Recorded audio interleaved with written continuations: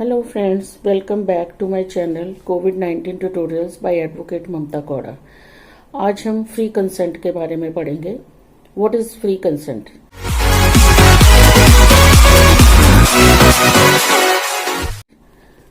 तो आइए स्टार्ट करते हैं। फ्री कंसेंट इसमें है, अगर आप कोई कॉन्ट्रैक्ट, तभी वैलिड कॉन्ट्रैक्ट है अगर आप उसको फ्री कंसेंट से करते हो। पर अगर आपकी कंसेंट फ्री नहीं ली गई है तो वो जो कॉन्ट्रैक्ट है वो वैलिड कॉन्ट्रैक्ट नहीं है। इसमें क्या है, अंडर कोवर्जन आपकी कंसेंट ली गई है, ये second undue influence, third fraud, fourth miss representation और फिफ्थ मिस्टेक। जो पहले चार हैं, कोवर्जन, अनड्यू इन्फ्लुएंस, फ्रॉड और मिस रिप्रेजेंटेशन, इससे आपकी कंसेंट ली गई है तो it is at the option of the innocent party. वो उस वॉइडेबल है तो वो उसको वॉइड भी डिक्लेयर करवा सकता है। जो फिफ्थ है वो बाय मिस्टेक है, वो वॉइड ही होती है। तो आइए शुरू करते हैं। पहले कोवर्जन। अगर आप कोई काम एक्ट करने के कोई एक्ट करते हो या कोई एक्ट कमिट करने का थ्रेट करते हो जो कि इंडियन पिनल कोड द्वारा फॉरबिडन है, या किसी को अनलॉफुली आप डिटेन करते हो या किसी की प्रॉपर्टी को डिटेन करने का थ्रेट करते हो, तो this is prejudice to any person. तो ये अगर आप कॉन्ट्रैक्ट करते हो दूसरे बंदे के साथ तो वो उसकी ऑप्शन के ऊपर है, वो उसको वॉइडेबल डिक्लेयर करवा सकता है। कोवर्जन कब होती है? जब आपकी कंसेंट ली गई। फर्स्ट क्या है, कमिटिंग और threatening to commit any act forbidden by Indian penal code. Second क्या है, अनलॉफुल डिटेनिंग और threatening to detain any property. First इसमें आएगा act forbidden by the Indian penal code. कोई भी एक्ट जो इंडियन पिनल कोड द्वारा फॉरबिड किया गया है, अगर वो कोई और बंदा को वो वाला एक्ट कमिट करता है या उसको कमिट करने के लिए थ्रेट करता है, किस कंटेंशन से कि वो आपकी जो कंसेंट है वो ले सके किसी एग्रीमेंट को बनाने में। तो जिस बंदे को आपने थ्रेट किया है, जो इनोसेंट पर्सन है, वो उसकी ऑप्शन के ऊपर है, वो इस कॉन्ट्रैक्ट को इनवैलिड डिक्लेयर करा सकता है। इसमें एक A threatens to shoot B if B does not agree to sell his property to A at a stated price. B's consent in this case has been obtained by coercion. उसके बाद coercion, ये जरूरी नहीं है कि जहां पे coercion की गई है वहां पे इंडियन पिनल कोड एप्लीकेबल उस प्लेस के ऊपर हो जबकि वो आपकी कंसेंट ली गई है। जैसे एक केस में क्या था, ए और बी दोनों एक इंग्लिश शिप के ऊपर बोर्ड कर रहे हैं। वो जो शिप है वो हाई सीज के ऊपर है। उस दौरान बी ने ए को इंड्यूस किया एक एग्रीमेंट करने के लिए अंडर क्रिमिनल इंटिमिडेशन, जो कि इंडियन पिनल कोड के अंडर एक अपराध है। तो उन्होंने एग्रीमेंट करा अब जो उसकी प्रॉपर्टी लेने के लिए। ए afterwards sue B for breach of contract at Calcutta. A has employed coercion, although his act is not an offence by the law of England. उसके बाद एक केस में रंगा नायका मा वर्सेस अलवर सेती का केस था। इसमें मद्रास हाई कोर्ट के सामने आई कि जो आप अंडर कोवर्शन किसी को अडॉप्शन के लिए फोर्स करते हो वो वैलिड है कि नहीं है। इसमें एक विडो थी, उसको उसके रिलेटिव्स ने कहा कि तेरी जो हस्बैंड की डेथ हो गई है उसकी बॉडी को हम तब तक यहाँ से तेरे को रिमूव करवाने की इजाजत नहीं देंगे जब तक कि आप ये एक जो लड़का है किसी रिलेटिव का था उसको अडॉप्ट नहीं करते हो। उस टाइम तो विडो ने उनकी बात मान ली क्योंकि उनको अपने हस्बैंड की क्रिमेशन करनी थी। बाद में उन्होंने कोर्ट में केस किया तो adoption was not binding on widow as her consent has been obtained by coercion. एक सेकंड केस है चिकन एमा राजू वर्सेस चिकम सेशामा। इस केस में मद्रास हाई कोर्ट ने कहा था कि अगर आप किसी को सुसाइड कमिट करने का थ्रेट करते हो, ये कोवर्जन है, yes, it comes under coercion. एक ए पर्सन था, वो उसकी वाइफ की और उसके सन की कुछ प्रॉपर्टी होती है। वो कहता है कि अगर आपने ये प्रॉपर्टी मेरे ब्रदर के नाम एग्जीक्यूट नहीं करी, इसकी जो डीड है वो साइन नहीं करी, तो मैं सुसाइड कमिट कर लूंगा। तो इसमें मद्रास हाई कोर्ट ने कहा इट कम्स अंडर कोर्जन, और ये it is forbidden by Indian penal code. तो वो आप उसकी वाइफ को और सन को आप एनफोर्स नहीं कर सकते हो ये कॉन्ट्रैक्ट को पूरा करने के लिए। अब सेकंड इसका मैंने क्या बताया कि unlawful detaining of property. Coercion could also be caused by unlawful detaining or threatening to detain any property to the prejudice of any person. वो क्या कर, जैसे किसी को आप थ्रेट करते हो कि आपकी जो प्रॉपर्टी है उसको मैं डिटेन कर लूंगा, या प्रॉपर्टी को डिटेन कर लेते हो, फिर उसके साथ आप एग्रीमेंट करते हो, तो ये जो एग्रीमेंट है वो नहीं माना जाएगा। एक आउटगोइंग एजेंट होता है, वो अपने कहता कि मैंने जो न्यू एजेंट आपने नियुक्त किया उसको मैं जो आपके पेपर हैं, जो अकाउंट बुक्स हैं, वो मैं तब तक नहीं दूंगा जब तक कि जो प्रिंसिपल है executes release in his favour. तो ये कोर्जन माना गया। उसके बाद थ्रेट टू जो स्ट्राइक है वो कोर्जन के अंदर आती है? नहीं, थ्रेट टू स्ट्राइक जो है कोर्जन के अंडर नहीं आती है। एक केस था in workman of Appin tea estate versus industrial tribunal. इसमें वर्कर्स ने डिमांड करी कुछ बोनस की। जो वो कहते कि अगर आप हमें बोनस नहीं दोगे, तो उन्होंने थ्रेट करी कि हम स्ट्राइक पे चले जाएंगे। उसके बाद ये जो डिसीजन लिया गया T association, Indian T association द्वारा, वो कहते कि उन्होंने मान ली, क्योंकि वो उन्होंने थ्रेट करा था कि हम स्ट्राइक पे चले जाएंगे।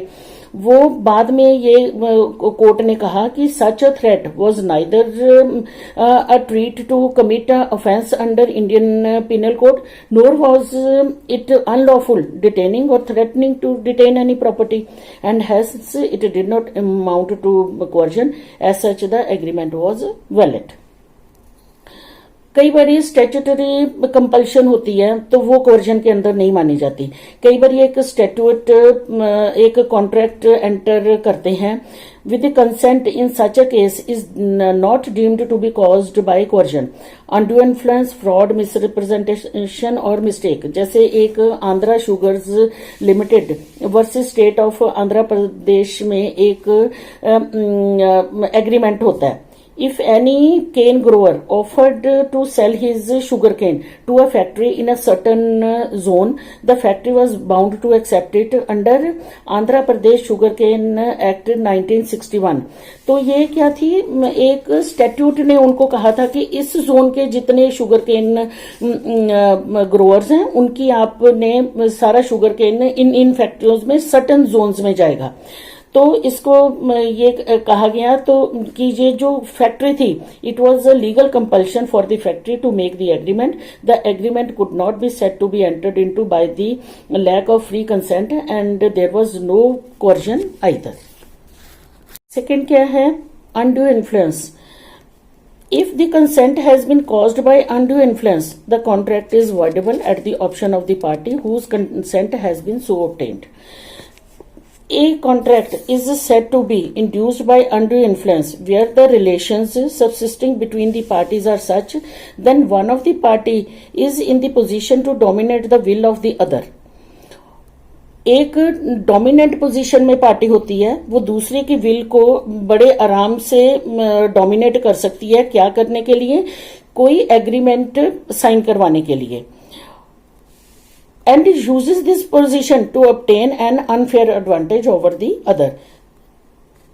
और इसमें क्या हुआ था, where he holds, इसमें क्या इन दो इंग्रेडिएंट्स हैं, जब उसकी एक रियल और अपेरेंट अथॉरिटी हो, दोनों के बीच में फिड्यूशियरी रिलेशनशिप हो, और जो एक बंदा जो है उसकी मेंटल जो कैपेसिटी है वो टेम्परेरीली या परमानेंटली किसी कारण से उसकी एज, इलनेस या मेंटल या बॉडीली डिस्ट्रेस से उसकी जो मेंटल कंडीशन है वो ठीक नहीं है, थर्ड क्या है, जब एक पर्सन दूसरे की विल को डोमिनेट करने की पोजीशन में होता है तब वो दोनों आपस में जब कॉन्ट्रैक्ट करते हैं, ये जो ट्रांजैक्शन है on the face of it ये दिख रहा है कि दूसरे बंदे की विल को इन्होंने डोमिनेट किया है, तो वो बंदा डोमिनेट करने की पोजीशन में होता है।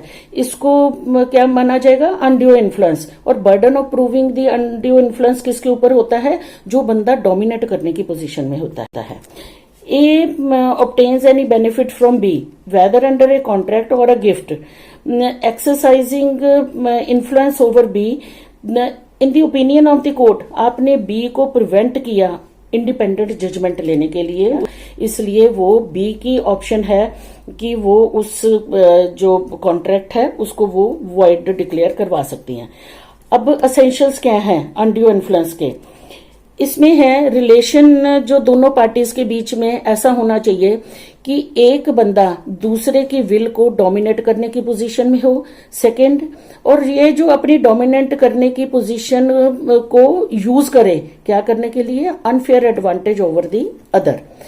A person in dominant position and obtaining of unfair advantage कौन से होते हैं, कई बार एक जो पार्टी है वो डोमिनेट पोजीशन में होती है दूसरे से, तो उस चीज का उसका माइंड प्रेजुडिस करती है, उससे अनडू एडवांटेज उठाती है और कॉन्ट्रैक्ट प्रिक्योर करती है, तो दूसरी पार्टी जो है इस कॉन्ट्रैक्ट को उसकी ऑप्शन के ऊपर वॉइडेबल है। अब इसकी तीन कौन से वो हैं जिसमें दूसरे की जो डोमिनेंट करने की पोजीशन में होता है, where he holds a real and apparent authority over the other, second where he stands in a fiduciary relation to the other, third उसकी मेंटल कैपेसिटी टेम्परेरीली या परमानेंटली इफेक्ट हो किससे, उसकी एज से, इलनेस से, मेंटल या bodily distress से। First क्या है, रियल और अपेरेंट अथॉरिटी।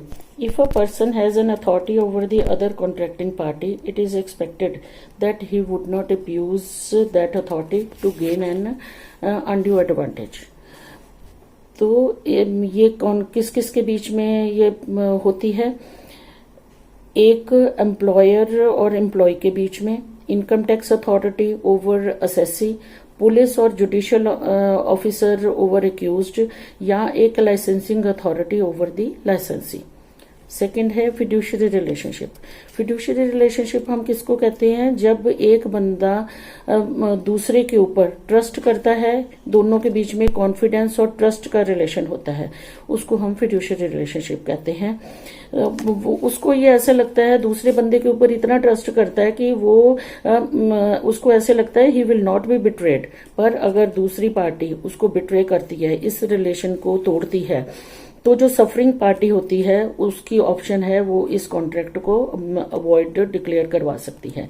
अब ये फिड्यूशियरी रिलेशनशिप किस किस के बीच में होता है, सॉलिसिटर क्लाइंट के बीच में, स्पिरिचुअल एडवाइजर और डिवोटी के बीच में, मेडिकल अटेंडेंट एंड पेशेंट के बीच में, parent and child, husband and wife, master and servant, creditor and debtor, principal and agent, landlord and tenant, guardian and ward. इन लोगों के बीच में फिड्यूशियरी रिलेशनशिप होता है। ये क्या होता है, if the person in a dominant position has gained undue advantage in any transaction, तो ये बर्डन ऑफ प्रूफ किसके ऊपर होता है, जिसने अनड्यू एडवांटेज उठाया, और वो ये प्रूव करेगा कि उसने अनड्यू एडवांटेज नहीं उठाया है। एक मनु सिंह वर्सेस उमा दत्त पांडे का केस था। प्लेंटिफ जो था वो उसने अपनी सारी जो प्रॉपर्टी है डिफेंडेंट को एक गिफ्ट डीड के जरिए दे दी। डिफेंडेंट कौन था, वो उसका गुरु था और एक स्पिरिचुअल एडवाइजर था। तो उन्होंने गिफ्ट करने का रीजन क्या था कि मेरी जो सोल है उसको नेक्स्ट वर्ल्ड में बेनिफिट मिलेगा, और जो ये जो गुरु था उसको holy books like Bhagavad Gita भी रिसाइट करके बताता होता था। पर बाद में उन्होंने ये वाली जो अपनी गिफ्ट डीड थी उसको सेट असाइड करवाने के लिए, कैंसिलेशन के लिए उन्होंने कोर्ट में केस किया प्लेंटिफ ने। तो जो गुरु था उसने क्या प्रूव करना था कि अनड्यू इन्फ्लुएंस की एब्सेंस में ये वाली डीड हुई है. Since he had failed to prove the same, the plaintiff is entitled to obtain the cancellation of the deed. Third हमने क्या बोला था, पर्सन इन मेंटल और bodily distress. A person is deemed to be in a position to dominate the will of another in a situation where he makes a contract with a person whose mental capacity is temporarily or permanently affected by reason of age, illness or mental or bodily distress. कई बारी एक बंदे की mental condition ऐसी हो जाती है इन चीजों की वजह से, उसकी एज की वजह से, या कोई वो इलनेस है उसको, तो दूसरा बंदा इस पोजीशन में होता है कि आराम से उसकी विल को वो डोमिनेट कर सकता है. तो वो अगर उनके बीच में कोई कॉन्ट्रैक्ट करने के लिए उसको इंड्यूस करता है इसका फायदा उठा के, तो उस बंदे की ऑप्शन के ऊपर है, वो इस कॉन्ट्रैक्ट को इनवैलिड डिक्लेयर करा सकता है. एक आदमी है ए, वो उसकी ही इज एनफीबल्ड बाय डिजीज और एज, वो बी उसको इंड्यूस करता है, जो एक मेडिकल अटेंडेंट होता है उसका, ये कि वो अनरीजनेबल सम उससे लेता है अपनी प्रोफेशनल सर्विसेज के लिए, एग्जॉर्बिटेंट फीस. तो वो उसकी मर्जी है, वो इस चीज को, ये जो कॉन्ट्रैक्ट है वो उसको तोड़वा सकता है. एक मर्सी सेलाइन डिसूजा वर्सेस रिनी फर्नांडिस का केस था. प्लेंटिफ जो था वो इनफर्म होता है, मेंटली इनफर्म, तो उसने अपनी ये जो गिफ्ट के जरिए डिफेंडेंट को अपनी सारी प्रॉपर्टी दे देता है. जो डिफेंडेंट होता है वो उसकी इस कंडीशन का अनड्यू एडवांटेज उठाता है, और साथ के साथ ये जो गिफ्ट डीड होती है उसमें 2 विटनेसेस के साइन भी नहीं होते, अटेस्ट भी नहीं किया होता. तो ये जो settlement deed of property was liable to be set aside on the ground of undue advantage. अब presumption of undue influence in unquestionable bargains. कई बारी ऐसी बार्गेन होती है कि दोनों पार्टीज अनइक्वल फुटिंग के ऊपर होती है, तो ये बर्डन ऑफ प्रूफ दूसरे बंदे के ऊपर है जिसने इस चीज का फायदा उठाया कि कोर्ट को otherwise on the face of it contract के पता चल जाता है कि ये जो ट्रांजैक्शन है ये अनक्वेश्चनेबल बार्गेनिंग के ऊपर था. इसमें क्या है, one of the parties who has obtained the benefits of the transaction is in a position to dominate the will of the other party, और जो transaction between the parties appears to be unquestionable, the law raises a presumption of undue influence. इस bargain में क्या होता है भी, वो साफ पता चलता है कॉन्ट्रैक्ट के फेस ऑफ इट कि ये कोई भी सेन पर्सन अगर हो वो ऐसी जो कॉन्ट्रैक्ट है वो नहीं करेगा. एक टेकरी देवी वर्सेस रामा डोगरा का केस था. इसमें एक ओल्ड लेडी होती है, इलिटरेट लेडी होती है, उसने अपने हस्बैंड की जितनी प्रॉपर्टी होती है अपने लॉयर को सारी वो गिफ्ट कर देती है. इन दोनों के बीच में, डोनर और डोनी के बीच में और कोई भी रिलेशन नहीं है, सिर्फ वो उसका लॉयर है, वो उसकी क्लाइंट है. तो कोर्ट ने ये देखा कि ये फिड्यूशियरी रिलेशनशिप था दोनों के बीच में, जिसको कि लॉयर ने तोड़ा है, उसकी अनड्यू एडवांटेज उठाई है. तो ये transaction was unquestionable and there was presumption of undue influence in the case, और इसको इनवैलिड डिक्लेयर करवा दिया गया था. एक कृपाराम वर्सेस समीउद्दीन अहमद खान का केस था. रेस्पोंडेंट ने एपेलेंट्स से 900 रुपीज उधारे लिए और एक बॉन्ड एग्जीक्यूट कर दिया. उसमें क्या बॉन्ड में लिखा कि वो compound interest at the rate of 2% पर मेंसम लेगा. तो और जो ये रेस्पोंडेंट था वो 18 इयर्स का था, उसको समझ ही नहीं थी इस बात की, स्पेंड थ्रिफ्ट था, ड्रंकर्ड था. बाद में कोर्ट ने ये कहा कि ये अनक्वेश्चनेबल बार्गेन है, और कोर्ट ने सिर्फ उसको कहा कि तू simple interest they on the said amount instead of compound interest. When there is no dominant और domination of will, ये जरूरी नहीं है कि हर ट्रांजैक्शन है जिसमें दूसरे बंदे ने डिसएडवांटेज उठाई है वो डोमिनेट करने की पोजीशन में हो। कई बार दूसरा बंदा डोमिनेट करने की पोजीशन में नहीं होता, पर फिर भी वो ट्रांजैक्शन से ऐसे लगता है कि उसने डिसएडवांटेज उठाया है। ए सप्लाईज टू ए ने बैंकर से लोन लेने के लिए अप्लाई किया, तो उस टाइम पे जो मनी मार्केट थी वो स्ट्रिंजेंसी थी उसमें, और बैंकर ने पहले तो मना कर दिया कि मैंने आपको लोन देना ही नहीं है, पर बाद में जो बैंकर मान गया, unusual high rate of interest, A ने एक्सेप्ट कर लिया लोन। तो this transaction in the ordinary course of business the contract is not induced by undue influence. When the person taking the advantage of a transaction was not in a dominant position over the other, the presumption of undue influence will not be raised if the transaction appears to be unconscionable। बेशक इसमें Shrimati versus Sudhakar और भटकर का case था। Plaintiff एक illiterate lady थी, उसने defendant जो उसका एक टेनेंट था, उसने अपनी जो प्रॉपर्टी है उसको गिफ्ट कर दी। गिफ्ट डीड जो थी वो उसके फेवर में रजिस्टर्ड भी करवा दी। अब it was held that mere persuasion by the plaintiff to the defendant to gift the property did not mean undue influence. There was nothing to show that he was able to dominate her will, and the transaction was held to be valid as there was no undue influence in the case। अब ये जितना undue influence के case का इसका effect क्या होता है, जिसकी आप एक बंदा जो डोमिनेट करने की पोजीशन में होता है, जो अनड्यू इन्फ्लुएंस दूसरे के ऊपर करता है, इनोसेंट पर्सन उसकी ऑप्शन के ऊपर होता है कि वो अपनी ये वाली जो ट्रांजैक्शन है उसको वॉइडेबल है उसकी ऑप्शन के ऊपर, और वो इसको इनवैलिड भी डिक्लेयर करवा सकता है। ए एक मनी लेंडर होता है, वो 100 रुपीज बी को एडवांस देता है।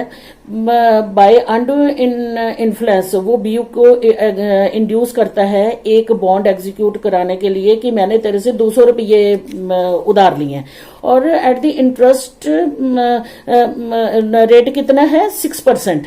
The court may set the bond aside, ordering B to repay ₹100 with such interest as may seem just। तो ये बी की ऑप्शन के ऊपर था, वो उसको वॉइडेबल करवा सकता था। आज के लिए इतना ही। आशा है आपको मेरा पार्ट 1 फ्री कंसेंट का पसंद आया होगा। अगर आपको ये मेरी वीडियो पसंद आई है, इसको सब्सक्राइब करना ना काइंडली भूलिएगा, और जो बेल आइकन है उसको प्रेस जरूर करिएगा। तो स्टे सेफ, स्टे हेल्दी।